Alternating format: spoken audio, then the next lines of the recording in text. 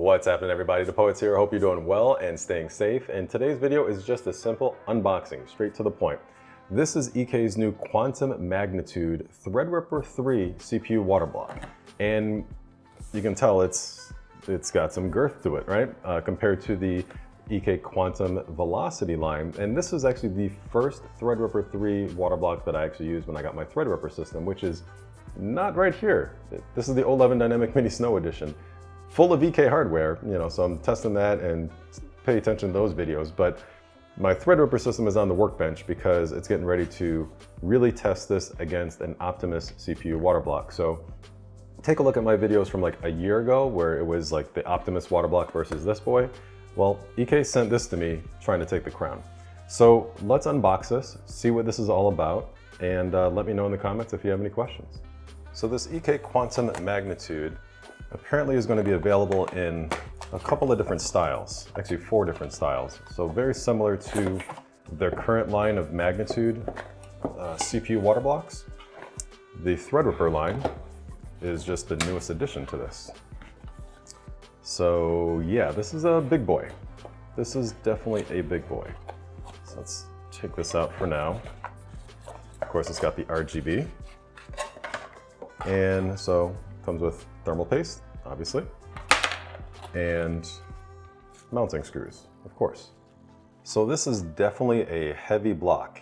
And when it comes to looks, I personally like the look of it, but when it comes to CPU water blocks, it's personal preference, whether you like something or not.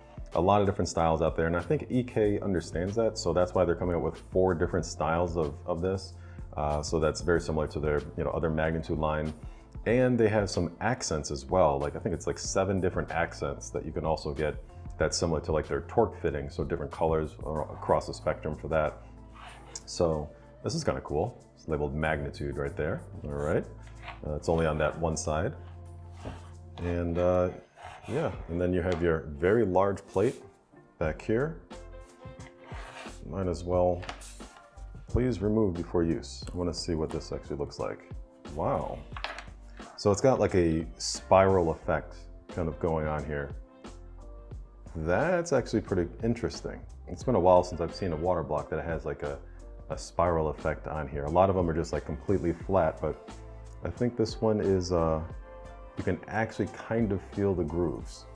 So I think they're really embracing the fact that the Threadripper IHS is not really flat. It's like, kind of does this if you like look under like a really strong microscope.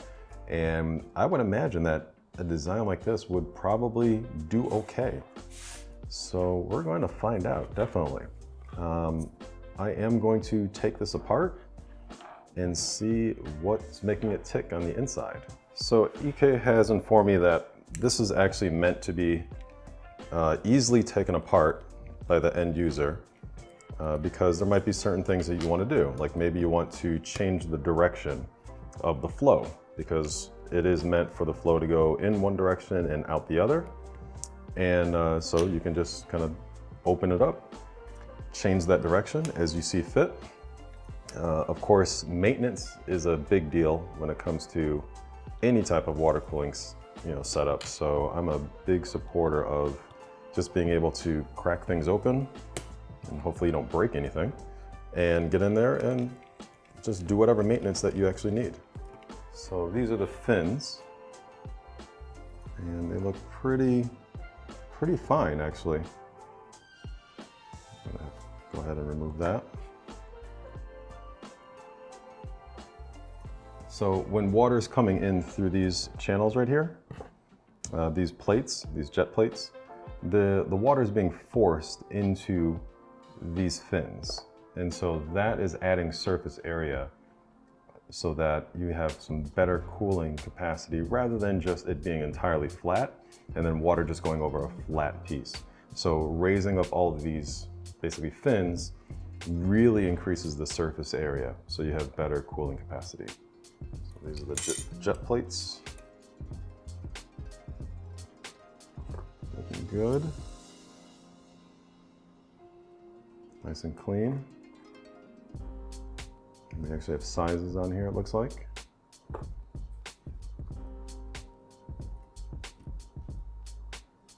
So this is the RGB. So it's interesting that for the RGB, let's just go ahead and remove this, that it still has the paper on here, so it's not sticky. So you can actually just easily remove this and call it a day. That's interesting. Okay, so this really does entirely come apart. So this is kind of cool. Very modular, very simple. So this is really interesting that they have like the two plates right here. So I'm going to carefully turn these over. Take this off. So that's a nice looking design actually, in terms of looks. No idea yet if it's very efficient, but we will find out. So this has some serious weight to it.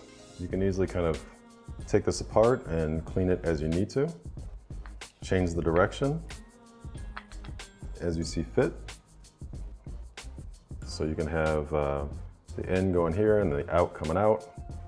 So you would see that this would be the in, and the fluid would then spread between these 4 channels, so 2 on each side. And then that fluid would then come through there, through these plates, right? Jet plates. And then the fluid would then be spread across all of these fins here. So pretty straightforward design. I like what I'm seeing. So let me put this back together and we can start testing. So putting it back together is pretty much just one direction. Like you can't mess it up. So like they have like a lip like this where it has to go here. This all just kind of fits snugly. So there's really no way to mess this up. So it's just one way, and you can basically just get into change the look of it, you know, the aesthetics with other components that EK sells. And of course to clean it and really maybe replace the RGB if that ever dies. So yeah, so that just kind of fits right on there.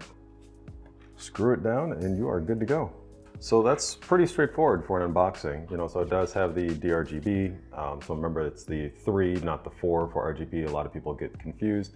So anytime you're building a system and you're kind of focused on your RGB needs, make sure you have the right attachment so it's all, you know, in sync with whatever motherboard that you may have, or you may have to end up buying a hub or adapter or something. So the mounting screws are pretty straightforward, standard EK stuff where you put in the little mounting mechanism, then the spring, and then screw it down. So nothing new there. And the thermal compound, I have no idea how good or bad this is, but I am going to be using Arctic's MX5. So I'm going to be comparing this to an Optimus Threadripper 3 Water Block that I've been using for a very long time on my Threadripper system. And we're going to see how this really performs. So that's about it. So I try to keep my unboxings pretty straightforward to the point, and overall I like the way this looks. We'll see what the performance is actually like, and that's what I'm doing right now. So that's why Deep Blue is on the workbench. So if you are interested in what the temperatures are on this, especially compared to the Optimus Threadripper 3 Water Block, hit the subscribe button, hit the notification bell, and like and all that sharing stuff. And if you have any questions, let me know in the comments below. Hit me up on Twitter and Instagram and all that good stuff.